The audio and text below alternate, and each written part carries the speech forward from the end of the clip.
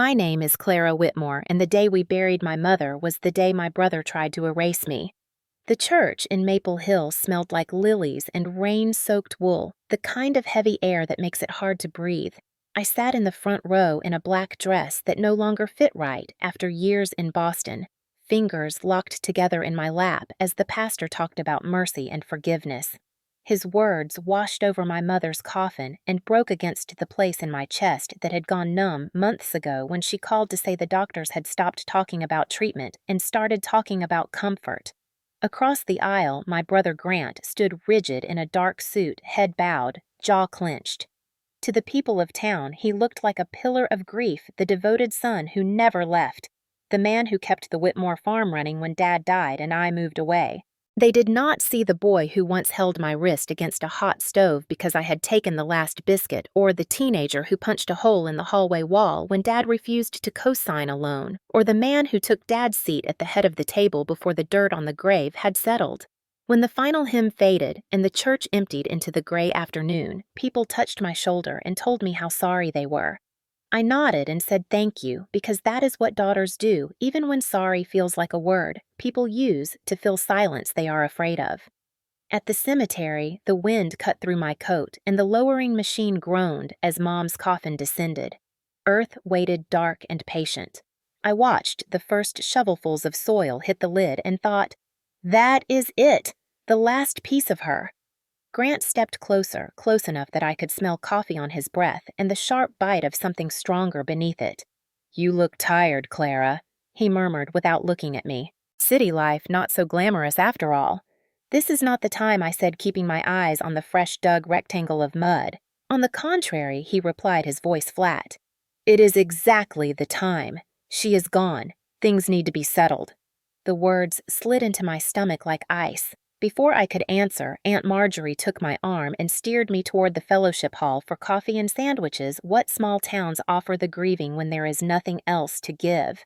The fellowship hall was two bright fluorescent lights buzzing above folding tables covered in beige cloths. Someone had arranged ham rolls, potato salad, and grocery store cookies beside plastic jugs of lemonade.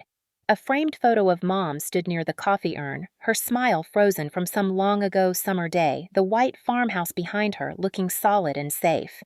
I stared at that house in the picture and felt a pull in my chest. It was more than property. It was Winters by the wood stove, Dad's boots by the door, Mom's voice humming in the kitchen at dawn. It was the only place I had ever truly belonged until I decided belonging was not worth the bruises. Grant appeared at my side, a manila envelope in his hand. "We need to talk," he said. "Not here," I answered automatically, glancing at the pastor, at the neighbors from the next farm over at the kids running between the tables. "Here is fine," he said, his mouth stretching into a smile that never reached his eyes. He tapped the envelope against his palm. "Mom wanted you to sign something. Just a formality. For the house." The word house lodged in my throat.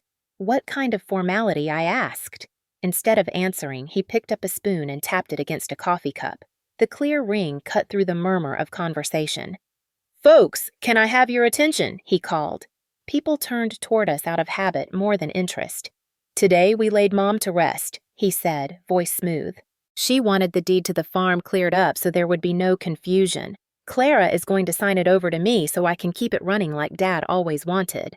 He opened the envelope and laid a stack of papers on the table beside the plate of cookies. I saw the faint blue stamp of the county recorder, the bold words "warranty deed" at the top, and halfway down a pair of names. Grant Whitmore and Clara Whitmore as current owners, with a neat paragraph transferring full ownership to Grant alone. My name sat above a blank line waiting. A pen appeared in his hand. "Go ahead," Clara Aunt Marjorie whispered at my shoulder. "If that is what your mother wanted, best not to drag it out." But Mom had never said a word about it. Not on the phone. Not in the quiet moments between chemo and sleep. The only thing she had asked from me was, "Promise me you will come home." My fingers curled. "I am not signing," I said. My voice came out calm, almost gentle, and for a second I thought maybe he would back down because everyone was watching. Instead, his smile vanished. "Do not do this," he hissed under his breath. "You will embarrass yourself. You will embarrass her." "You already did." I answered, the anger rising sharp and clean. "You turned her funeral into paperwork." The room went still. The pastor shifted his weight. Someone cleared their throat. I could feel heat creeping up my neck, the old shame that always followed any challenge to him, but this time I did not drop my eyes. For a heartbeat, Grant's face was blank. Then something ugly surfaced. His hand clamped around my upper arm, fingers digging hard enough to bruise as he yanked me towards the table, the edge driving into my ribs. "Sign it," he barked loud now, no pretense left. People flinched at the sound. When I pulled back and shook my head, his other hand rose in a blur. There was no time to duck, no time to think. His fist slammed into my chest, and the back of my skull hit the hard floor. The fluorescent lights exploded into a spray of white, and the whole room tilted away from me as if I were falling off the edge of the world. Somewhere far off, I heard someone scream my name, and someone else shout for an ambulance, but the sound stretched and thinned until it was nothing but a long, distant howl as darkness rolled in like a tide. The house that raised monsters. 720 words. When I woke in the ICU, the ceiling was white, humming with fluorescent light, and for a moment I thought it was heaven. Then I felt the weight in my chest, the sharp stab when I tried to breathe, and I remembered the sound of Grant's voice. "Sign it, Clara." My ribs burned like broken glass. Machines beeped in slow rhythm beside me, each tone a reminder I was still here when I shouldn't be. A nurse leaned over, gentle eyes, firm tone. "You've got 2 cracked ribs and a concussion, sweetheart. Do you remember what happened?" I stared at her mouth, lips moving, but all I could think was how I had been hit before. Just never in public, never with 100 witnesses pretending they didn't see. Later, when the detective came, I couldn't even tell him the truth right away. Years of swallowing the truth had made it a hard thing to spit out. I grew up in that farmhouse he wanted so badly. White walls, red barn, the kind of place you'd see on a postcard. But behind those walls were echoes that never stopped. Dad ruled like a storm, booming voice slamming doors, a man who called discipline love. Grant was his shadow, copying every cruelty like it was scripture. When I was 10, I dropped a bucket of paint in the barn. Grant laughed as Dad made me scrub the boards until my fingers bled. When I was 15, Grant caught me writing a college essay by candlelight. He tore the pages and said, "Women in this family don't leave." Mom heard, but she only whispered, "Don't make him angry." That became her prayer, her excuse, her curse. The night Dad died, Grant stood beside his hospital bed and promised to take care of everything. Mom nodded through her tears. I just stared at the man I barely recognized, watching the same arrogance that had poisoned Dad settle into his shoulders. After the funeral, Grant changed the locks on the barn, controlled the finances, and told everyone he was the head of the family now. When I left for Boston a year later with a scholarship letter in my hand, Mom hugged me like she was sending off a soldier, not a daughter. Grant didn't say goodbye. He just muttered, "Don't come back when it all falls apart." For 10 years, I built a life that had nothing to do with him. Architecture school, small apartment, the quiet satisfaction of earning every dollar myself. But every Christmas call from Mom carried the same tremor. "He's stressed, Clara. You know how your brother is. Promise me you won't start a fight." So I learned to apologize for things I didn't do, just to keep her voice steady. Every conversation was a performance, me pretending I wasn't angry, her pretending she wasn't afraid. 2 months before she died, she called from the farmhouse. Her voice was faint, like wind through a cracked window. "He's been good lately," she said. "Helping with bills?" I wanted to believe her, but I could hear Grant in the background telling someone on the phone, "She won't even notice when it's done." I didn't ask what he meant. Denial had become a habit. When the hospital called to say she was gone, I drove 6 hours through rain, telling myself I was coming home to bury the past, not to fight it. I should have known better. Now, lying in a hospital bed again, I realized every bruise I had ever hidden was leading to this moment. The small-town papers would call it a family dispute. The police would shrug, but I knew what it was. It was control disguised as duty. It was the same hand that had slammed doors now holding legal papers instead of belts. I turned my head and looked at the get well flowers on the nightstand, anonymous cheap carnations. No card from Mom, no apology from Grant, just silence.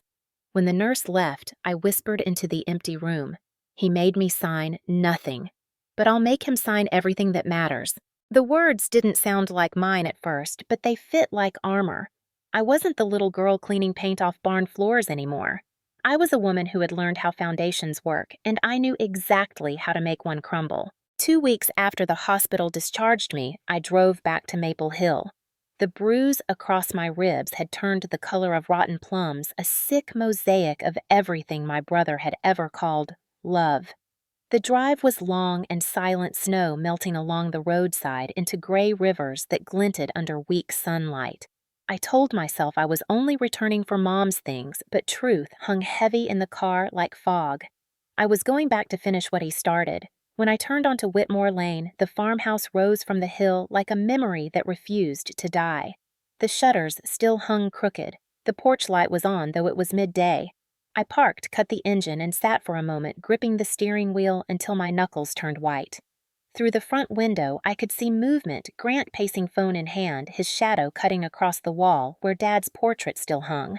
The same portrait he used to polish with pride, calling Dad the backbone of this family. Now the frame looked dusty, the glass cracked at one corner. I stepped out of the car, the cold bit through my coat. He opened the door before I even reached it. Well, he said, voice calm as Winterlook who decided to show up. I walked past him without answering. The air inside smelled of bourbon and old coffee. I came for Mom's jewelry and her letters, I said. That's all. He laughed short and bitter. You came for another fight. You always do. You attacked me, I said, in front of half the town. You provoked me, he snapped. You embarrassed me. Do you know what people are saying, that I'm some kind of monster? You could have just signed and spared everyone the show. I turned to face him, forcing calm into my voice. I didn't come for an argument, Grant. I came to collect what belongs to me and leave. His eyes narrowed. Belongs to you. That house belongs to whoever keeps it alive. You left. I stayed. Mom knew that. He reached for the decanter on the table, poured a drink, and took a long swallow. You always think being right makes you better. But look at you. You can't even stand straight. My ribs ached, but I stood taller anyway. I filed a report, I said quietly. The police have the hospital records. He froze mid-sip. You what? They'll be contacting you soon. The glass in his hand trembled, then slammed onto the table. You wouldn't dare. I already did. For a long moment, the only sound was the ticking of the clock above the mantel. His jaw clenched, the vein in his temple pulsing. Then he smiled, a slow, cruel thing that made the room colder. You think anyone cares? This is family business. They'll pat your head and tell you to calm down. They always do. He wasn't wrong. In towns like this, blood was law and women were expected to forgive. I felt the weight of every time I'd been told not to make a scene. But this time I had evidence, witnesses, and a will. You forged her signature, didn't you? I asked softly. He blinked. What are you talking about? The deed, the one you shoved at me. I saw Mom's name at the bottom, but she was too sick to hold a pen. His silence was answer enough. You stole from a dying woman, I whispered. No, Clara. I saved what's ours. No, I said, voice steady now. You saved what's yours. I walked to the staircase and paused. Every step creaked like an old wound. Mom's room was just as she'd left it, bed, neatly made, her rosary coiled on the nightstand, and the smell of lavender and dust clinging to everything. On the dresser sat a stack of unopened mail. I thumbed through it until I found one envelope marked from the county recorder's office. My pulse quickened. Inside was a notice transfer of property Whitmore Estate. It was dated 2 weeks before Mom's death. My name wasn't listed anywhere. My stomach turned. When I turned, Grant was in the doorway blocking the light. Put that down, he said. Not this time, I replied. You want to keep the house so badly. Fine, but you'll keep it from a prison cell. He took a slow step forward, face tightening. You wouldn't ruin family like that. You already did, I said. His hand twitched. For a second, I thought he'd hit me again. Instead, he smirked. You've always been dramatic. Then he brushed past me, leaving the door open. The wind rushed in, scattering the papers across the floor. I bent to pick them up one by one, the ink blurring under my tears. This house had raised us both, but it had also raised monsters. That night, I couldn't sleep. The farmhouse creaked like it was whispering its secrets, every board remembering an argument, every wall soaked in regret. I sat at Mom's old desk with the lamp burning low, the property notice spread in front of me. The paper trembled in my hands, not because of the cold, but because I finally understood the scale of what he'd done. The signature looked perfect, too. Perfect. I knew that curve, that tilt of the W. W. It was mine. My own name lifted from some old document pasted onto a deed I never saw. The realization made me sick. He hadn't just tried to steal the house. He had stolen my handwriting, my identity, my trust. I pulled open the drawers, searching for anything that could tie him to it. Receipts, letters, medical bills, bank statements. Mom kept everything. Tucked beneath a stack of sympathy cards, I found a folder stamped from Greene County Notary. Inside, a printed email confirmed a property transfer between Grant Whitmore and one Laura C. Whitmore. My middle name wasn't Clara, it was Marie. A sloppy forgery, and that small mistake might be the crack I needed. I snapped photos of everything with my phone. Then I called Evelyn Ross, my old college roommate who had gone on to become one of Vermont's sharpest estate lawyers. It was midnight, but she picked up after the second ring. Clara, what happened? Her voice was steady, warm. I told her everything: the funeral, the papers, the blow, the hospital. Silence stretched across the line, the kind that only lawyers and old friends know how to fill. Send me copies of the documents, she said finally. And, Clara, don't stay there tonight. I'm fine, I lied. He's asleep or gone. I need to find proof before he hides it. She sighed. You sound like a woman who's done being afraid. Just remember, anger without evidence is noise. Anger with proof is power. That line stayed with me. Proof was all that mattered. I turned to the closet where Mom had kept her old lockbox, the one Dad used for tax papers. The key was gone, but the hinges were rusted. I pried it open with a butter knife. Inside were birth certificates, Dad's will, and a small envelope labeled insurance documents. I opened it and froze. It wasn't insurance.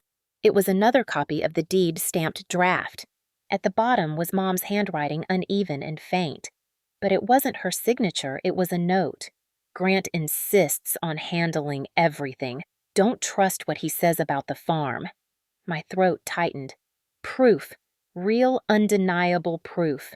I took a photo, my hands shaking. A floorboard creaked in the hallway. My body stiffened. I turned off the lamp, held my breath. Another creak, closer this time. Then his voice slurred from drink. Still snooping, little sister? The door swung open, light from the hall cutting across the room. He leaned against the frame, eyes glassy, half a bottle dangling from his hand. Can't sleep without stirring up trouble, can you? Go back to bed, Grant. You think I don't know what you're doing? He stepped inside, boots heavy on the floorboards. You think you can run to the cops? They'll laugh at you. You're the unstable one. Always have been. I stood holding the phone behind my back. You forged her will, I said. I have proof. He grinned. Proof? You mean the trash in her desk. You don't know what you're talking about. You stole my signature, I said. My voice steady even as my heart raced. You took my name. His grin vanished. Watch yourself. No, I said quietly. You watch me. I lifted the phone, the red recording light blinking in the dark. His face shifted, first confusion, then rage. He lunged, snatching the device, but I stepped back and hit send. The video shot straight to Evelyn's email. The whoosh sound of confirmation felt like oxygen. What did you do? He barked. I sent her everything I said, the papers, the recordings. Your voice. His hand tightened around the phone knuckles, whitening. You think this is over? No, I whispered. It's just beginning. He threw the phone across the room. It shattered against the wall. For a second, I thought he'd hit me again. Instead, he turned, slamming the door so hard the mirror cracked. I sank onto the bed, shaking, surrounded by broken glass and the smell of whiskey. For the first time, fear didn't paralyze me. It sharpened me. I knew then that he wasn't just a bully, he was a criminal. And this time I had the weapon he couldn't touch: the truth. By morning, the farmhouse looked deceptively calm. Frost glazed the window panes, turning the outside world into silver stillness. But inside, every sound made my heart jump. The old pipes groaned, the kettle hissed, and each noise felt like footsteps. I barely slept after what happened. The shattered phone lay in pieces near the dresser, the battery missing. Grant hadn't come back to the room, but I knew he was still in the house. I could hear faint movement downstairs, drawers opening, cabinets slamming. He was searching. I slipped the flash drive with my backups into the lining of my coat and stepped outside. The cold hit like a slap, clearing my mind. My car sat at the end of the gravel drive covered in thin snow. I glanced toward the barn, its door slightly ajar, and saw a flicker of light inside, a lantern swinging. I turned and walked the other way toward the main road, boots crunching on frost. I needed a signal a town, a witness. I was halfway down the lane when my phone buzzed, the spare one I kept in the glove compartment. A text flashed across the cracked screen. "You made a mistake." Attached was a photo. The farmhouse porch, my mother's rocking chair, and a bullet resting on the seat. My breath caught. Another text followed. "Drop it, Clara. Walk away." The air thinned around me. I looked back toward the house, but the porch was empty. I couldn't tell if he was watching from a window or if someone else was sending the message for him. I forced myself to keep walking, thumb shaking, as I dialed Evelyn. She answered on the first ring. "I got your email," she said quickly. "The video uploaded. I've already made copies and sent them to the county prosecutor. You did the right thing." "He knows," I whispered. "He sent me a threat."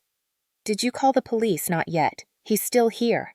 "Then listen carefully," she said, voice calm but urgent. "Get out. Don't confront him again. Drive to Rutland, check into a motel, and call Detective Harris. He's on duty today. What about Mom's note?" "The deed. Everything's here." "Leave them," she said. "I have enough to file for an emergency injunction. The sheriff can collect the rest later. You need to survive the next 24 hours, Clara. That's all that matters." Her words steadied me. I ended the call, pocketed the phone, and started toward the car again. That's when I saw movement near the porch. Grant stepping out, coat collar high, watching me. "Where are you going?" he called, voice echoing in the cold. I didn't answer. He started walking down the steps. "You think the law's on your side? They'll see what you really are. Ungrateful. Weak." I opened the car door. He moved faster. "You can't take this away from me," he shouted. My hands shook as I fumbled with the keys.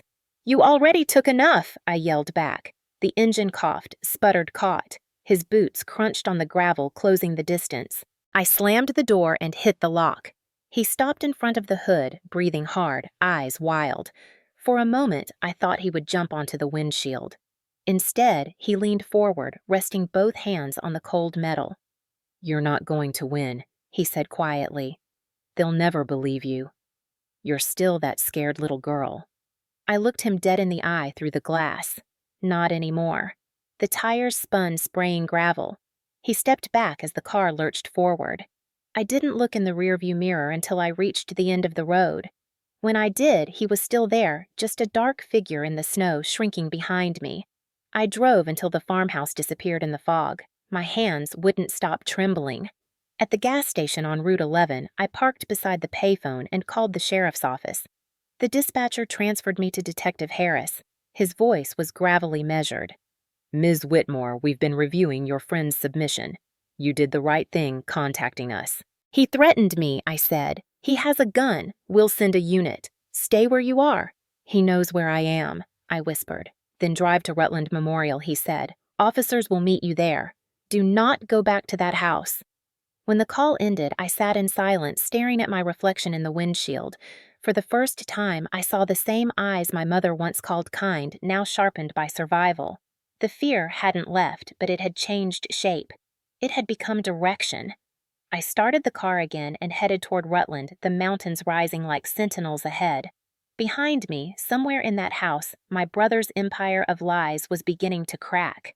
He thought threats could silence me. He forgot one thing. Silence was how he taught me to fight. The hospital parking lot in Rutland was already covered in a thin crust of snow when I arrived. The lights from the ER bay cut through the fog like spears reflecting off the wet pavement. 2 patrol cars idled near the entrance.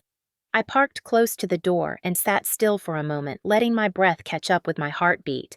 I half expected to see Grant's truck pull in behind me, headlights flashing through the storm, but all I saw were strangers. People carrying grief that wasn't mine. Detective Harris met me inside near the reception desk.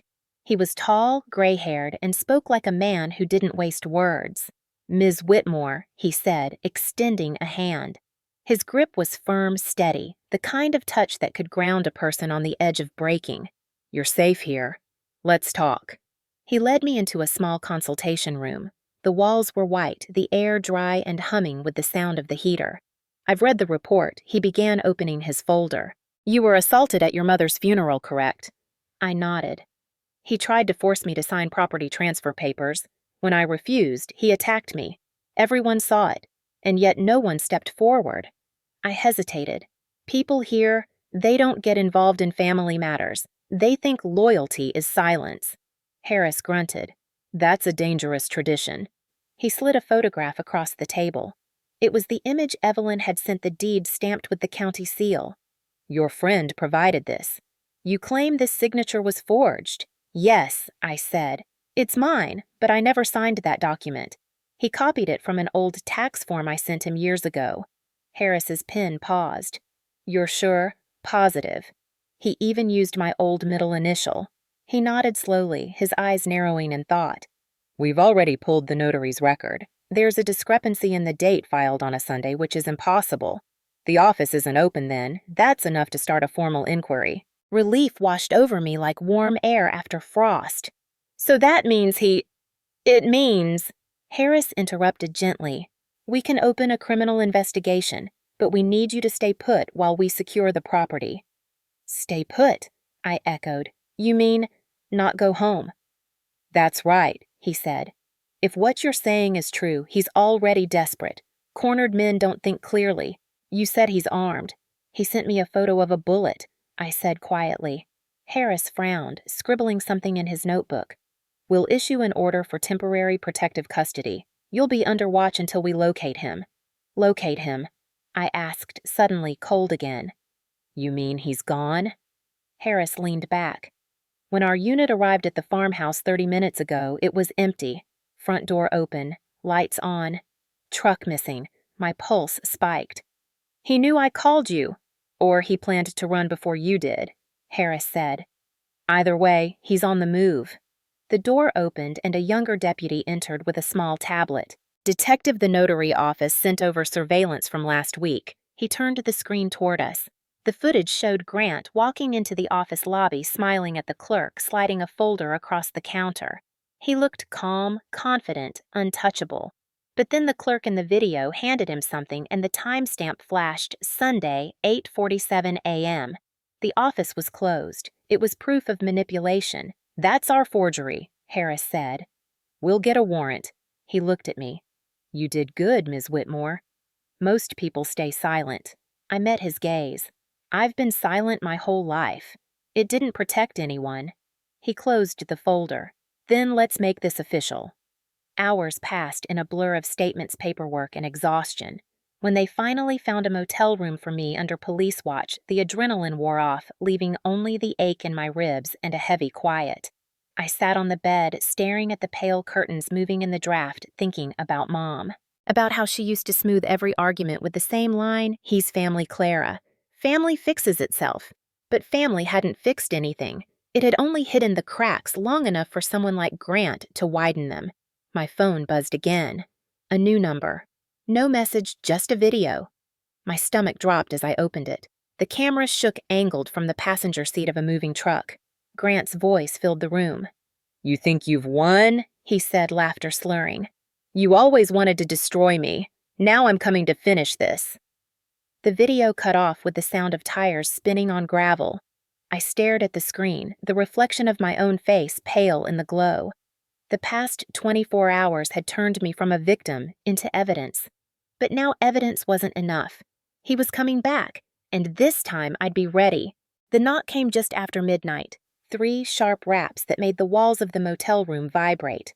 The officer stationed outside had stepped away 10 minutes earlier to grab coffee, leaving me with silence and my heartbeat. I froze in bed, staring at the door. Another knock harder this time. "Clara!" The voice was muffled, deep and wrong. I slid out of bed and reached for the lamp, switching it off. "Clara." "It's me," he said. "We need to talk." My mind raced. Grant! The deadbolt trembled under pressure, then the wood cracked. He was inside before I could scream. The door splintered and his silhouette filled the doorway, the hallway light spilling across his face. His eyes were bloodshot, his coat dusted with snow, his breath ragged with whiskey and rage.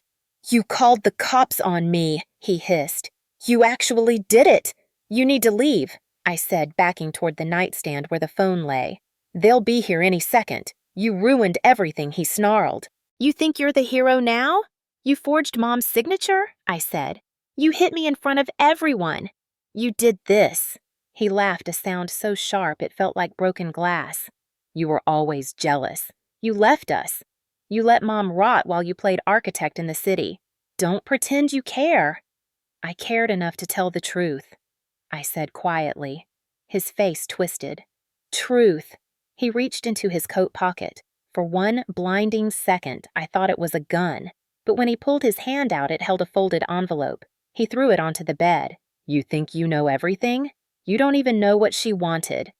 I glanced at the envelope but didn't move. "She left the house to me," he said. "You were just too selfish to see it. Then why forge my name?" His eyes darted away just for a moment. The lie faltered. "You don't understand," he muttered. "That house, it's all I have. It's all that's left of Dad. Without it, I'm nothing." "You were nothing long before that," I said before I could stop myself. The words hit him like a slap. He lunged forward, grabbing my arm. Pain shot up to my shoulder. "You think you're better than me? You've been trying to erase me since the day you left. Let go!" I struggled, but he was stronger, fueled by fury and fear. My back hit the wall, the frame of the motel painting digging into my ribs. I felt his breath on my face, hot and sour. "You want to see what nothing looks like," he whispered. "Grant." The hallway exploded with light. "Sheriff's Department, step away." 2 deputies burst through the broken door. One grabbed Grant's arm, the other pulled me aside. For a moment, the room was chaos, shouting, scuffling, the metallic click of handcuffs. Grant fought, cursing, thrashing, until one of the deputies slammed him against the wall. "You're under arrest for assault, forgery, and violation of a restraining order," one of them barked. "She set me up," Grant shouted. "She's lying. That's my house." "Tell it to the judge," the deputy said. When they dragged him out, his gaze locked on mine. "You'll regret this," he said, voice low, eyes wild. "You think this ends with me." The officers pushed him down the hall. His words lingered like smoke. I sat on the edge of the bed, shaking, staring at the splintered frame of the door. The room smelled of snow and sweat and fear. One of the deputies knelt beside me. "You okay, ma'am?" I nodded slowly. "He said it was my fault," I whispered. "He's always said that. Men like that always do," the deputy said softly. "But they only say it when they realize they've lost control." I nodded again, tears blurring the edges of the world. For the first time, the fear didn't feel endless. It felt finite, like a storm breaking at last. The next morning, Detective Harris met me in the motel lobby. "We got him," he said simply. "He'll be booked and held without bail until arraignment. The DA's filing charges for assault, fraud, and intimidation." "He came here to kill me," I said. "Then you just turned his threat into evidence," Harris replied. "You've done more than survive, Ms. Whitmore.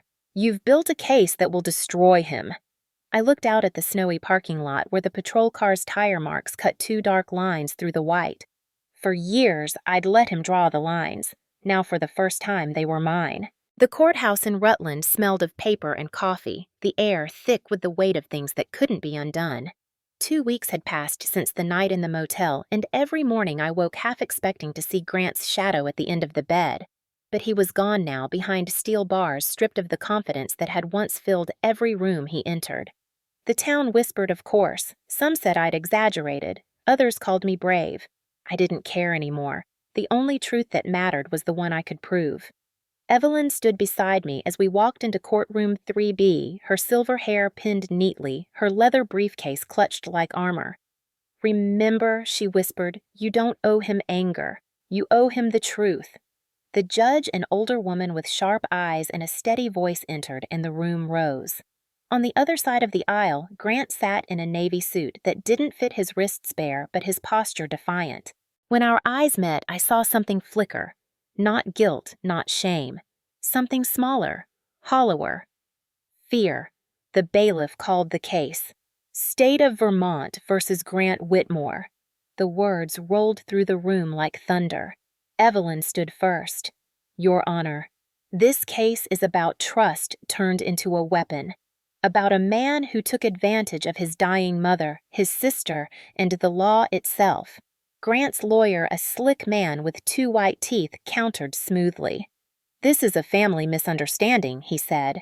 "My client acted out of grief and confusion. There was no criminal intent." I wanted to laugh. Confusion doesn't leave bruises. Grief doesn't forge signatures. The first witness was the notary clerk from Greene County.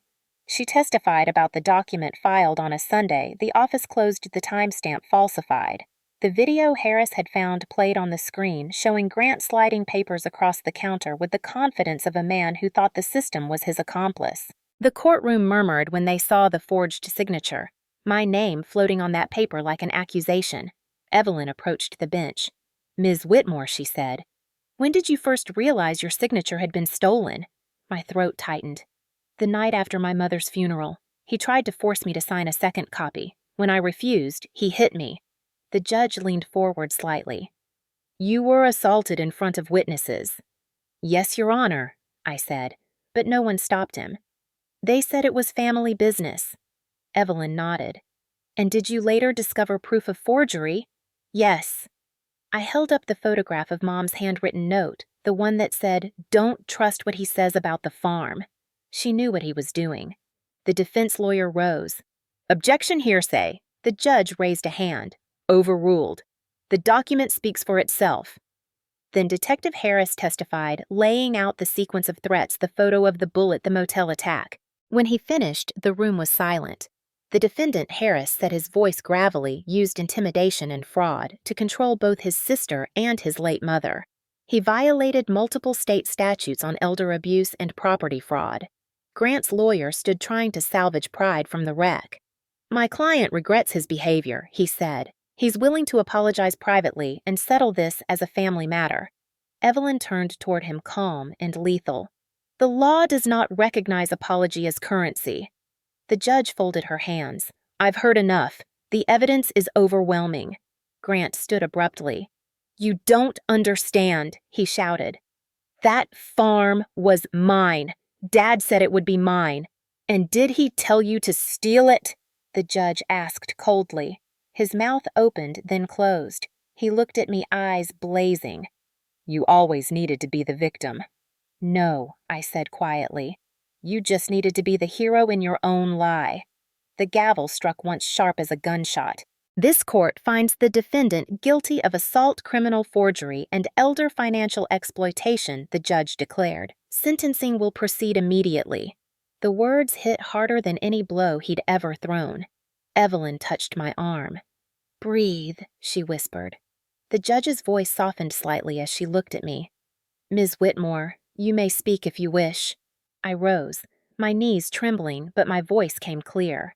"My brother taught me that silence keeps peace. He was wrong. Silence feeds violence. I'm done feeding it." The judge nodded slowly, spoken like someone who understands the cost of survival. She turned to the bailiff. "Take him." Grant's face drained of color as the cuffs clicked shut. He turned once, trying to meet my gaze, but I didn't give him the satisfaction. The gavel fell again. It was over, or so I thought. The courtroom emptied slowly like a tide, pulling away from shore, leaving behind the wreckage of everything we'd lived through. I stood in the aisle numb while Grant sat at the defense table, his wrists cuffed to the chair, his lawyer whispering frantically in his ear. The judge returned after a short recess robe swaying like a black wave, and the hum of the room fell into silence again. She looked directly at Grant, then at me. Before I pass sentence, she said, "I want to be clear. This is not just about money or deeds. It is about betrayal of trust, of family, of decency." Her words hung in the air like frost. Grant stared at the floor. For the first time since I could remember, he looked small. Not the giant who towered over me in every childhood memory. Not the man who barked orders, slammed doors, and made everyone flinch when he entered a room. Just a man with shaking hands and a heart full of excuses. "Mr. Whitmore," the judge continued, "you stand convicted of assault forgery and elder financial abuse. These crimes do not vanish under the veil of family. They corrode it. They destroy the very fabric of the trust our laws are meant to protect. For that reason, this court sentences you to 12 years in state custody with no parole for the first 8. A gasp rippled through the audience. My knees nearly gave way. 12 years. It sounded both enormous and too short. Grant's lawyer jumped up. "Your Honor, my client is willing to—" "Enough," she said, voice cutting through him like glass. "The evidence is clear. The sentence is final." Grant turned to me, then eyes wild mouth twisting into something between a sneer and a plea. "You think this makes you better? You destroyed the family." I held his gaze. "You did that the day you turned Mom's funeral into a deal." The bailiffs pulled him to his feet. He struggled for a moment, then sagged as if something inside him had finally broken. When the doors closed behind him, the sound echoed like the last chapter of a book. Evelyn exhaled beside me. "It's done," she said. But the truth was, it didn't feel done. Justice doesn't feel like joy. It feels like breathing after nearly drowning raw, painful necessary. Outside, the wind had picked up scattering dry leaves across the courthouse steps.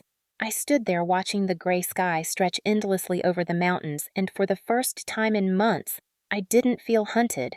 "He'll appeal," Evelyn said quietly. "Let him," I replied. "This time the truth is public. He can't bury it." We walked down the steps together. Reporters were waiting at the bottom microphones already raised. "Ms. Whitmore, do you have any comment on the verdict?" one asked. I hesitated. Then I said, "My mother taught me that love without respect is not love." Today, I finally understood what she meant. The cameras clicked. The wind carried my words away, but that was fine. They weren't for headlines. They were for me. That evening, I drove to the edge of the property the court had just returned to my name. The snow had melted into wet earth, the fields quiet under the pale winter sun. I parked near the old oak where Dad used to hang a tire swing and walked the rest of the way to the porch. The bullet he had left there still sat in the same place, a tiny, gleaming promise of violence. I picked it up and rolled it between my fingers. It was heavier than I remembered. Then I threw it into the woods as far as my arm would let me. It vanished into the trees without a sound. The house door creaked when I opened it. Dust motes drifted through the fading light. Everything smelled faintly of cedar and memories I no longer owed anything to. I walked through each room, touching the edges of the life that had nearly ended here. The desk where I found Mom's note, the bed where I once cried myself silent, the kitchen where the air still held echoes of her laughter. I whispered, "It's over, Mom." But somewhere deep down I knew it wasn't quite over yet. The wounds he'd left were deeper than bruises or court records. They lived in the walls, in the silence, in the part of me that still flinched at sudden noise. Justice was the first step. Healing would be the next. I came back to the farmhouse for good in early spring, when the snow had melted into long ribbons of mud and the first green shoots pushed through the frost. The court had finalized the transfer. The property was mine again, legally, irrevocably, but it didn't feel like victory. It felt like standing in the ruins of something that used to mean safety. The porch boards still creaked in the same rhythm as when Mom used to rock in her chair, humming to herself, her voice soft as dusk. I could almost hear it if I stood still long enough. The locks had been changed, the walls repainted, the broken window in the kitchen replaced. Yet the air carried a heaviness I couldn't scrub out. Every sound, the kettle's whistle, the wind rattling the shutters, felt like a ghost testing the boundaries of its own story. I spent the first few weeks cleaning. I found the old family photos in a box under the stairs, Mom with her apron, Dad with his cigarette. Grant and me on the porch steps, our knees scraped our smiles wide and unknowing. I didn't throw them away. Not because I forgave him, but because forgetting was too easy. I wanted to remember to see the proof of what had been good before it turned to rot. One morning, as I scrubbed the last of the dust from the dining table, the same table where he'd tried to make me sign away my name, sunlight broke through the window and fell across the wood. It caught the grain in a way that made it glow like the house was exhaling after years of holding its breath. I sat down and let the warmth hit my face. For the first time in years, I didn't feel like an intruder here. The townspeople started visiting again cautiously at first. Mrs. Grant from the bakery dropped off bread. The pastor's wife brought daffodils.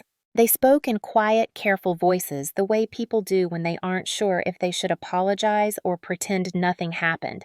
I didn't ask for either. I just poured them tea and listened. Maybe that was its own kind of reconciliation. Evelyn called often. "You're rebuilding," she'd say. "That's harder than winning." She was right. The victory was public, but the rebuilding was private. Slow, invisible, sometimes lonely. I spent evenings walking the property line, tracing the fence posts with my hand. I noticed how the soil still carried the smell of cedar and rain, how life insisted on returning even after winter had buried it. One afternoon, I drove into town to visit the community center. The director, a kind woman named Joanne, asked if I'd speak at an upcoming event about victims of family violence. I almost said no. Then I thought of the silence that had nearly killed me. "Yes," I told her. "I'll speak." The night of the event, the gymnasium was filled with folding chairs and the hum of low conversation. I stood behind the podium, my palms damp, my voice unsteady at first. "My name is Clara Whitmore," I began. I used to believe that silence was safety, that if I stayed quiet, the people I loved would change. But silence doesn't protect us. It buries us. As I spoke, I saw heads nodding in the crowd. Women, men, some with faces lined by the same kind of grief I'd carried.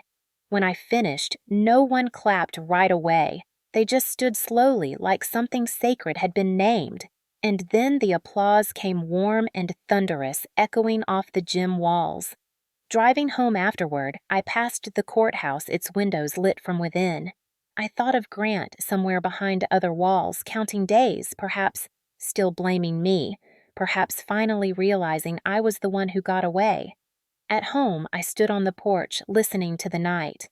The wind moved through the trees like an old song. I whispered into the dark, "It's ours again, Mom." The house, the truth, the quiet. Inside, the light was soft golden alive. For the first time, it didn't feel like a battlefield. It felt like a beginning. 2 months after the sentencing, I received a call from Evelyn on a Sunday morning. Her voice had that measured calm it always carried when something important was coming. "Clara," she said, "I just got word from the county archives. They were finalizing the probate filings for your mother's estate. There's something you should see." An hour later, I was sitting in her office in Rutland, the same place where she'd built my case. The air smelled of paper and lemon-polished sunlight spilling through the blinds in neat stripes. Evelyn slid a folder across the desk. "They found an addendum to your mother's will," she said. "It was misfiled with the insurance documents, dated 6 months before she died." My fingers hesitated before opening it. Inside was a single page in Mom's handwriting, shaky but legible. It read, "If anything happens to me, make sure Clara knows about the trust. She will know what to do." "A trust," I murmured. Evelyn nodded. She set up an account under her maiden name. Small, but significant. She must have been planning something, maybe a way to protect what she could from Grant. Beneath the letter was a copy of a bank record, a savings account in Montpelier untouched since the day she died with $128,000 in her name. I pressed my hand to my mouth. "She saved it," I whispered. "She knew he'd take everything else." "Your mother wasn't naive," Evelyn said softly. "She saw him clearly. She just couldn't stop him while she was alive." Tears blurred the ink on the page.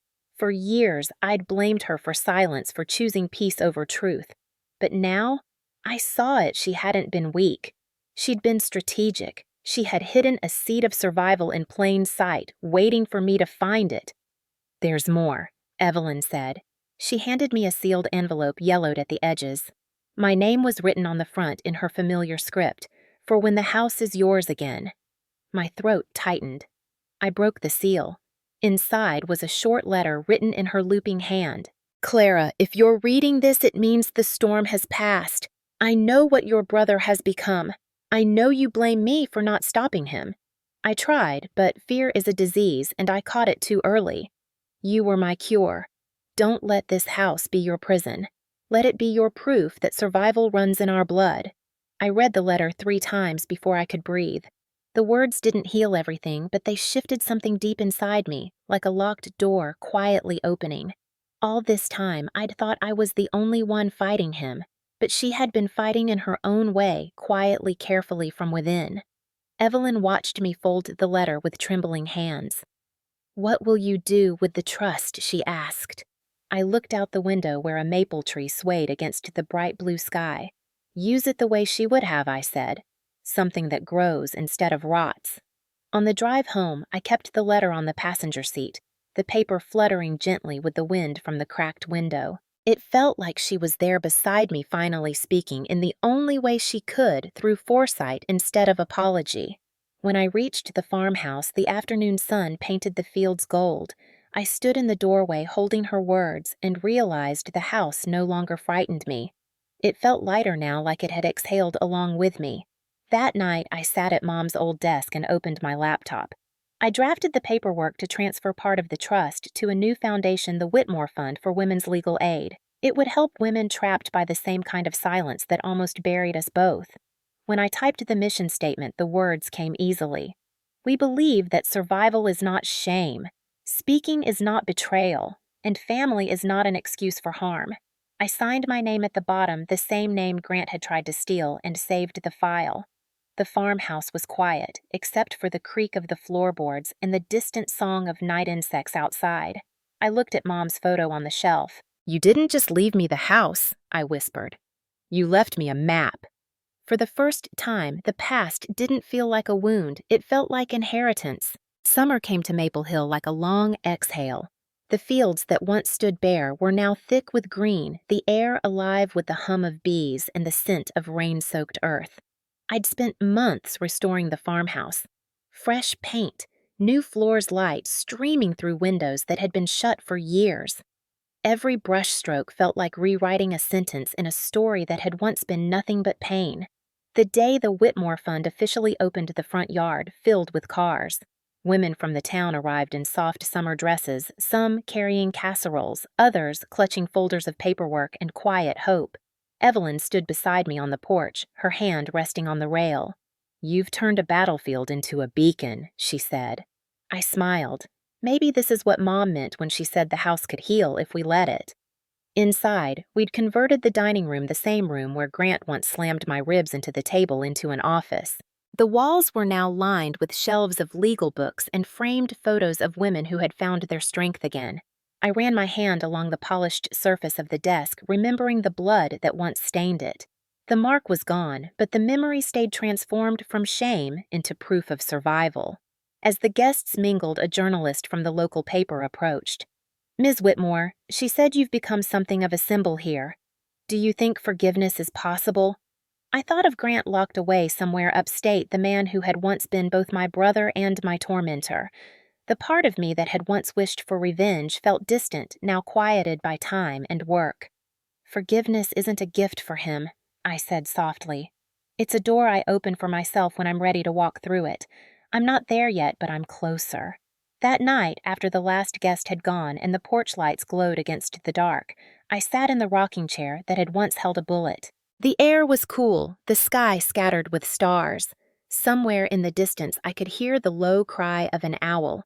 The house creaked, not in fear, but in comfort, like an old friend stretching after a long sleep. I thought about the girl I used to be, the one who whispered apologies to walls, who believed silence was safety, who thought surviving was the same as living. She'd been buried once in this house under years of obedience and bruises, but somehow she had clawed her way back to the light. The next morning, I drove to the prison. It wasn't planned. I just woke up knowing it was time. The guards led me into a small visitation room. Grant entered a few minutes later, his orange uniform stark against the gray walls. He looked older, smaller, his eyes dull. For a long moment, neither of us spoke. "You came," he said finally. "I needed to see for myself that it's real," I replied. "That you're here, that I'm free." He leaned back, a bitter smile ghosting his lips. "You won, Clara. You got everything." "No," I said. "I got peace. There's a difference." His gaze flickered, something uncertain crossing his face. "Do you hate me?" I thought about that for a while. "I used to. Now I just don't carry you anymore." He nodded slowly as if he understood. Maybe he did. Maybe not. I stood to leave. "Tell Mom I'm sorry," he said quietly. I looked at him for the last time. She already knows. When I walked out of the prison gates, sunlight hit my face. It felt like being baptized in something clean and new. Weeks later, the farmhouse hosted its first legal workshop for women in the county. The laughter, the soft chatter, the scent of coffee filled every corner. The house was alive again, finally serving what it was meant to: shelter women who refused to stay silent. That evening, I stood in the doorway watching them pack up their papers and smiles.